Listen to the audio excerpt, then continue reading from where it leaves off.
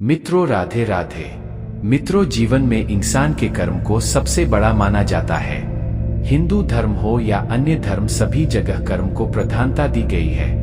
लगभग सभी धर्म में कहा जाता है कि इंसान को उसके कर्मों के अनुरूप फलसार मिलता है।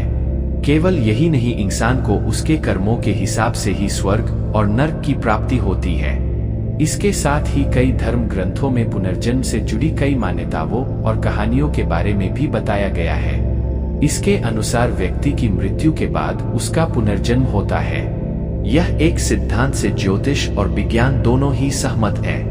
एक और जहां ज्योतिष में माना जाता है कि आप कुंडली देखकर यह जान सकते हैं कि आप पिछले जन्म में क्या थे, वही विज्ञान यह मानता है कि आप एक प्रकार की सम्मोहन विद्या के द्वारा यह जान सकते हैं कि आप पूर्व जन्म में क्या थे।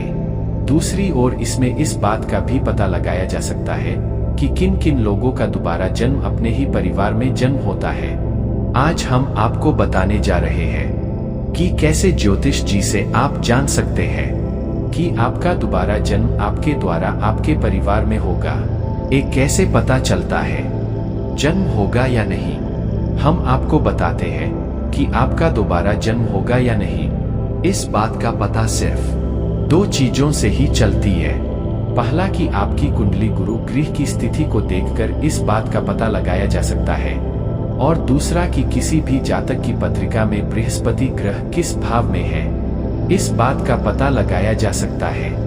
अगर किसी भी जातक की कुंडली में बृहस्पति ग्रह लग्न भाव में बैठा हो तो ऐसे लोगों का जन्म किसी श्राप या फिर किसी के आशीर्वाद के कारण होता है। श्राप और आशीर्वाद के हिसाब से ही किसी भी जातक को सुख और दुख भोगना पड़ता है।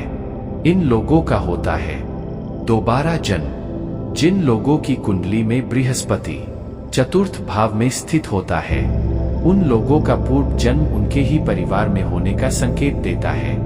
ऐसा माना जाता है कि ये इसलिए भी होता है क्योंकि उस इंसान को कुछ उद्देश्य की पूर्ति करना होता है।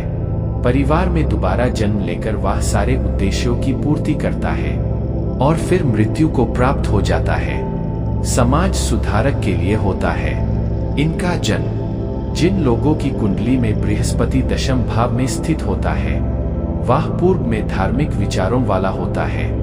इस जन्म में वह समाज सुधारक का कार्य करता है, वह उपदेशक होता है। लेकिन ये लोग किसी भी प्रकार से पूजा पाठ का दिखावा नहीं करते।